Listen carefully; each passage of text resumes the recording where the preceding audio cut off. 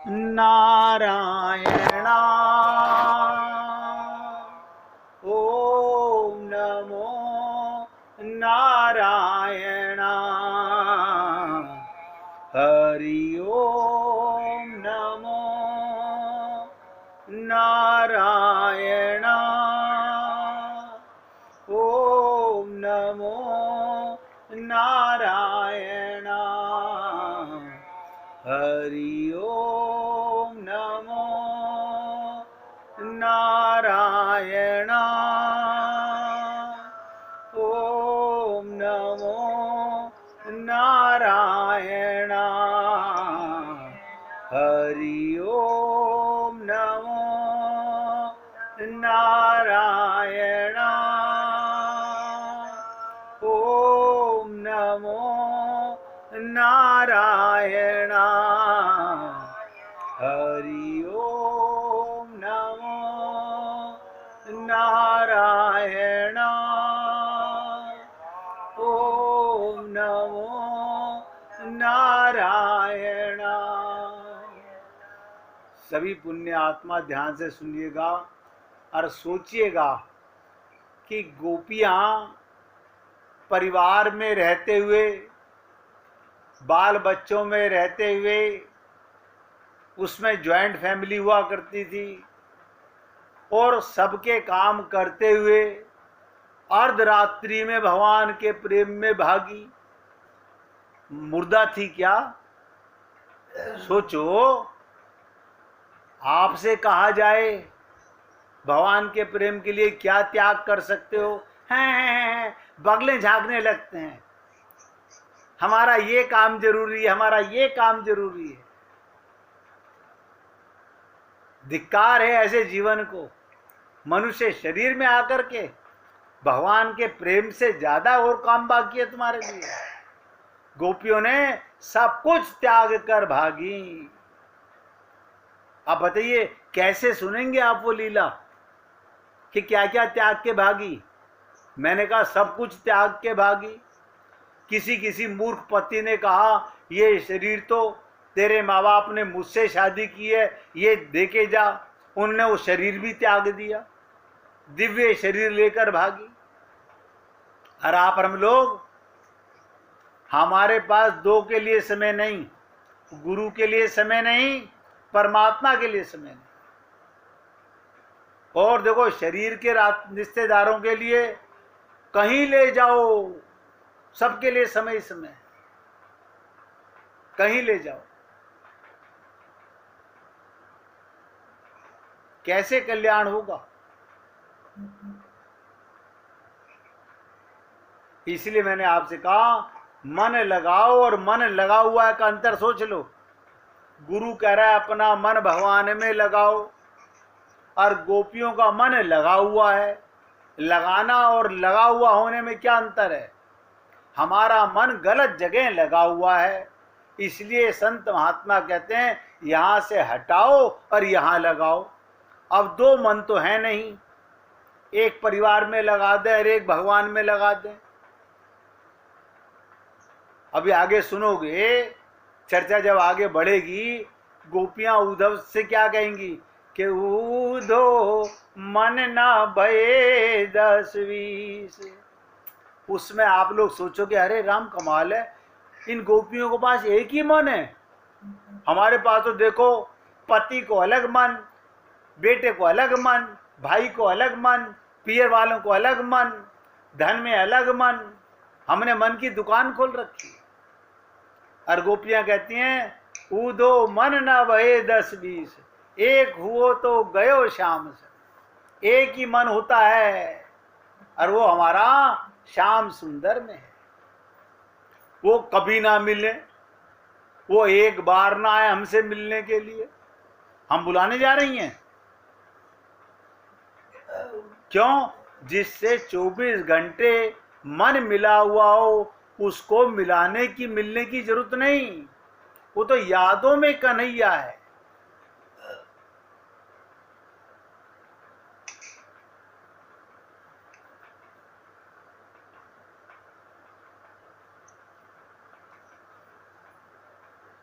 कबीर का एक साखी है, उसमें क्या कहते हैं कबीर जी, मेरे सर से फूटी गगरी, मैं पानी भरन से छूटी, मेरे सर से बलि टला। गोपियां कहती हैं, कान्हा ये मटकी फोड़ के तो तूने मेरे ऊपर कृपा कर दी, और आपका हमारा ये शरीर का मटका, ये अहंकार, ये मैं, ये नहीं फूटा अभी तक। मरने के बाद फूटा तो क्या फूटा, जीते जी तो छूट नहीं रहा अपनापन। इसे बचाने में लगे हुए हैं, किसी तरह शरीर ना मरे। जबकि आपके आंखों के सामने बचपन गया, जवानी गई, माँ बाप दादा दादी सब गए, लेकिन नहीं, हम थोड़ी जाएंगे। हम तो बढ़िया से बढ़िया डॉक्टर से इलाज कराते हैं, हम नहीं मरेंगे। किस भ्रम में जी रहे हो? अब सोचिएगा, ये दो बातें मैंने आपसे कही। अर्जुन को कहते हैं मन लगाओ, और उधर से कहते हैं गोपियों का मन लगा हुआ है। लगाओ और लगा हुआ में क्या मतलब हुआ, आप अपने से देख लीजिएगा, आपका मन कहाँ लगा हुआ है और कहाँ लगाना है।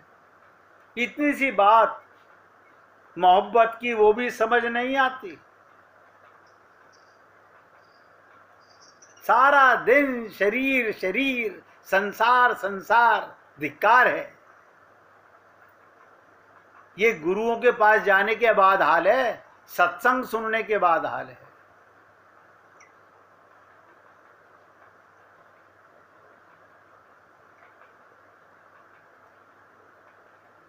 अब आप सोचिए इन दोनों में क्या फर्क। अर्जुन को धीरे धीरे अपना प्रेमी बना रहे हैं, कर्म से, ज्ञान से, फिर भक्ति से। पहले कर्म योग सिखा रहे हैं, फिर ज्ञान योग सिखा रहे हैं, फिर प्रेम सिखा रहे हैं।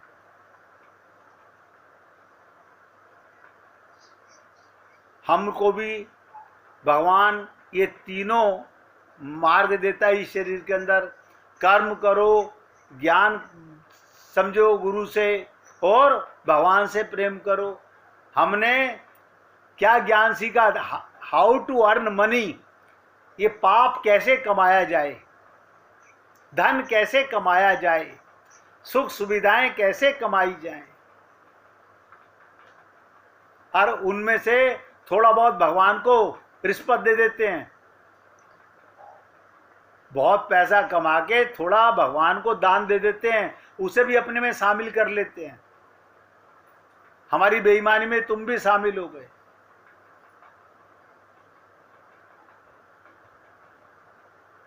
और गोपियां वो प्रेम के समुद्र में बाहर भीतर एक रस भीगी हुई हैं। अब आप सोचिएगा, गोपियां हैं वे प्रेम के समुद्र में, प्रेम के समुद्र में बाहर भीतर एक रस भीगी हुई हैं।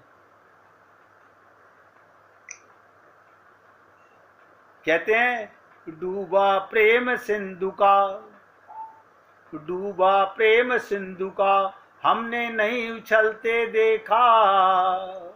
प्रेम के समुद्र में एक बार अगर कोई डुबकी लगा ले तो फिर वो छलांग भर के बाहर नहीं निकलता। अब हम मरना नहीं चाहते ना। अरे मरना नहीं, पाना है। ये तुम शरीर को बचाने में लगे हुए हो, भगवान तुम्हें अपने आप को सौंपने में लगा हुआ है। देखो कमाल की चीज, प्रेम के समुद्र में एक बार अगर कोई डुबकी लगा ले फिर वो छलांग भर के बाहर नहीं आ सकता। गोपियों का मन कहाँ कि कृष्ण में। उनको हर समय यही सूझता है, शरीर से कोई काम होता रहे, संयोग का वियोग का, बच्चे पैदा होते रहें मरते रहें, कोई फर्क नहीं पड़ता। आप सोचते होंगे ऐसी कैसे गोपियां थी। अब नहीं सुनेंगे हम भागवत, अब नहीं बनना हमें भगवान का। हम तो कुत्ते बिल्ली गधे बनने को तैयार हैं।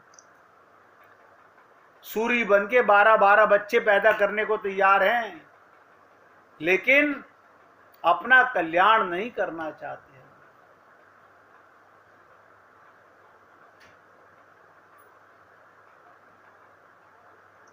शरीर से काम होता रहे, संयोग का या वियोग का, कोई मिलता रहे या कोई बिछड़ता रहे। आप बताओ कौन साथ आया था, कौन साथ जाएगा? जिस दिन मिले वो संयोग, एक दिन सबका वियोग होना है।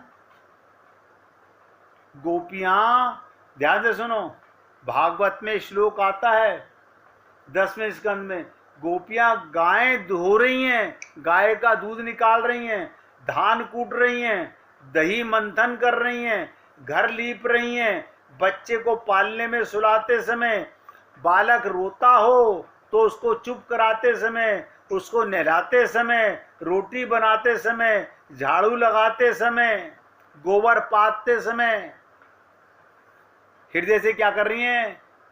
कृष्ण कृष्ण कृष्ण।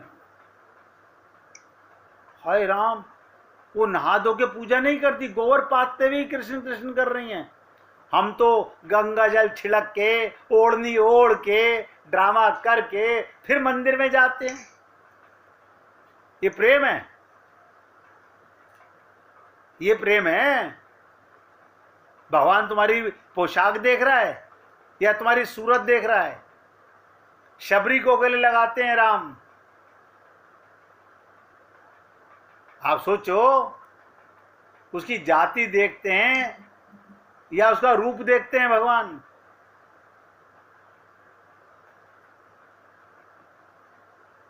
ये गोपी का जीवन है, ये गोपी का प्राण है। बुद्धि में अनुराग है और कंठ में आंसू है। उनके कंठ में आंसू भरे रहते हैं, लबलबाए रहते हैं।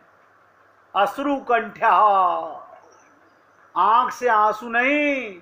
आंख में आंसू हो तो घर वालों को क्या कहेंगे कि ये क्या मंगल कर रही है, सारा दिन रोती रहती है। जब देखो तब इसकी आंख में आंसू, रोती रहती है। घर में किसी को आलोचना का पात्र भी न बनना पड़े, आंसू गले में ही पी लिए जाएं, पचा लिए जाएं, किसी को पता ना चले। अब प्रेम में भरकर श्री कृष्ण का गुणगान कर रही है। देखिए, मैं फिर आपसे निवेदन कर रहा हूं, अगर प्रेम की गली में चलना हो और जैसे गोपियां सब कुछ त्यागने को तैयार थी, ऐसे त्यागने को तैयार हो तो आगे कुछ दिन सत्संग सुनो। और जिस किसी को लगता हो कि नहीं अभी तो मुझे परिवार पालना है, पहले शरीर का ध्यान करना है, पहले अभी तो मुझे बहुत काम करने हैं, पहले उसके लिए सत्संग सुनना छोड़कर अपना मंदिरों में जो पूजा पाठ कर रहे हो वो करते रहो। मैं तो खुल के बोल रहा हूं, क्यों इतना 1.25 घंटा भी अपना वेस्ट करो? ब्रज में तो 11 बरस तक ही रहने का समय मिला भगवान को, और जो बात मैं आपको सुनाने जा रहा हूं वो तब की है जब 125 बरस पूरे हो गए थे। 11 बरस के बाद, 114 बरस के बाद भगवान श्री कृष्ण उद्धव से गोपियों का वर्णन करते हैं। सोचिएगा।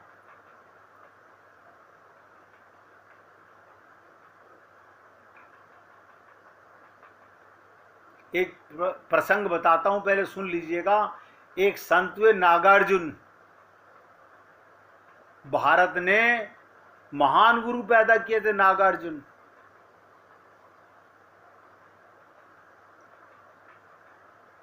वे बुद्ध, महावीर और कृष्ण की क्षमता रखते थे।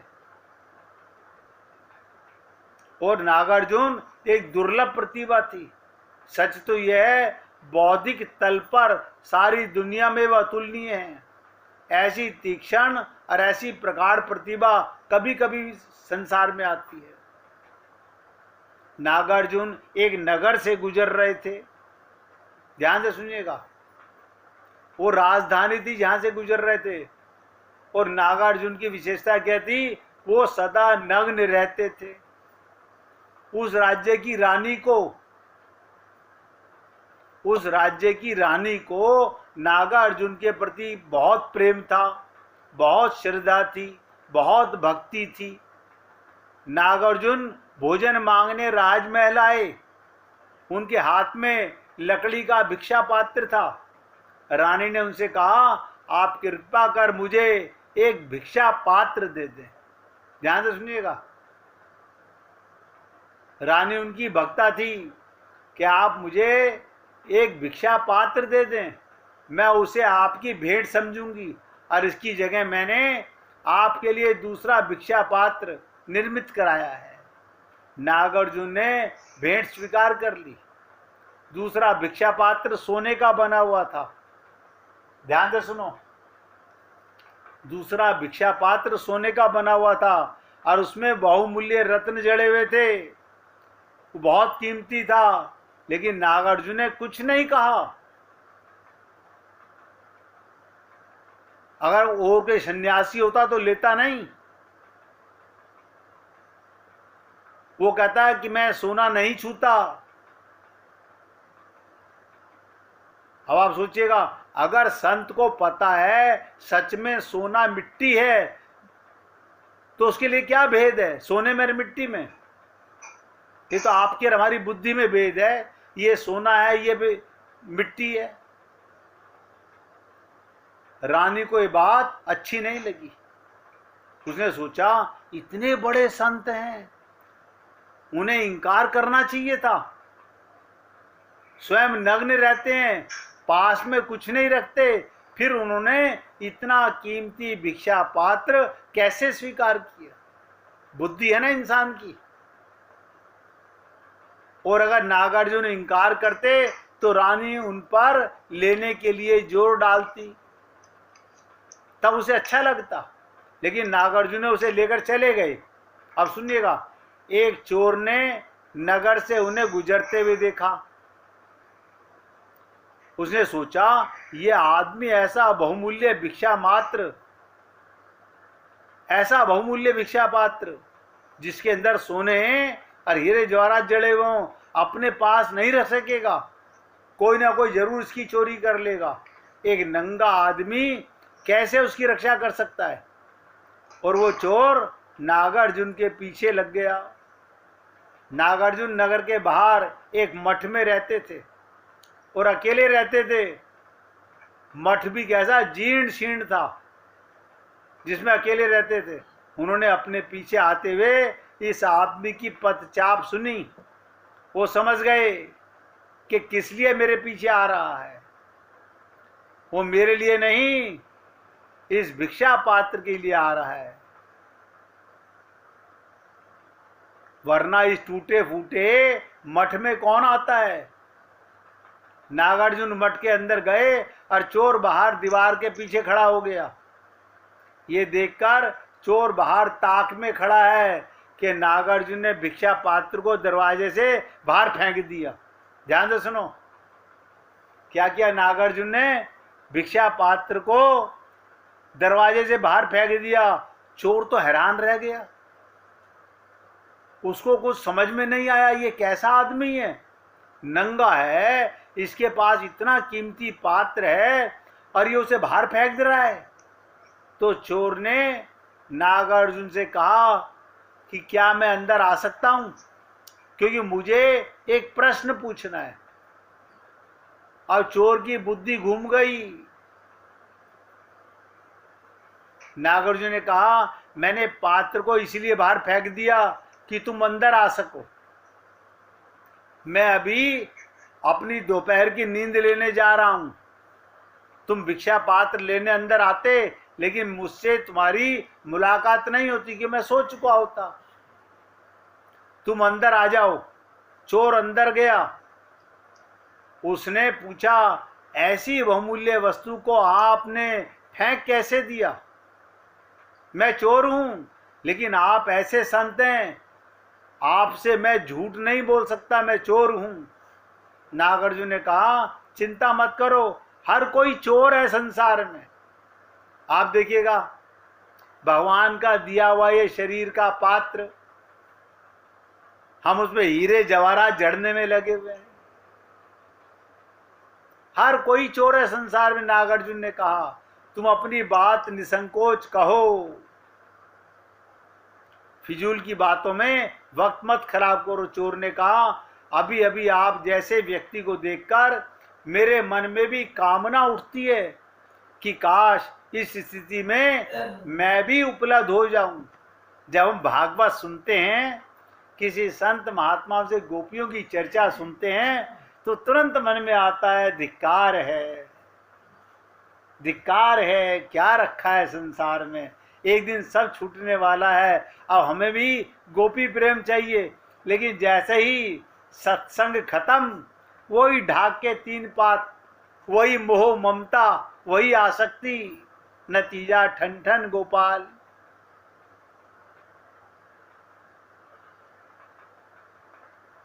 चोर कह रहा है, कभी कभी आप जैसे व्यक्ति को देखकर मेरे मन में भी कामना उठती है। आप और हम लोग भी भगवान की लीलाएं सुन के हमारे मन में भी कामना उठती है कि हम भी भगवान के प्रेमी बन जाएं, हमारा भी जीवन कल्याण हो जाए, हमें भी कुत्ते बिल्ली गधे ना बनना पड़े। लेकिन सत्संग के बाद सोचिएगा, आप क्या बनना चाहते हो, तुरंत आपको पता चल जाएगा कहाँ मोह, कहाँ ममता, कहाँ आसक्ति है। आपको स्वयं पता चल जाएगा कि आप कहाँ जा रहे हो। कितनी देर सत्संग हृदय में ठहरता है, ये तो मैंने आके आपसे कहा आंसुओं के बारे में, वरना मैक्सिमम लोग तो भूल चुके होंगे कल किसके आंसुओं की बात हुई थी, हमें याद ही नहीं।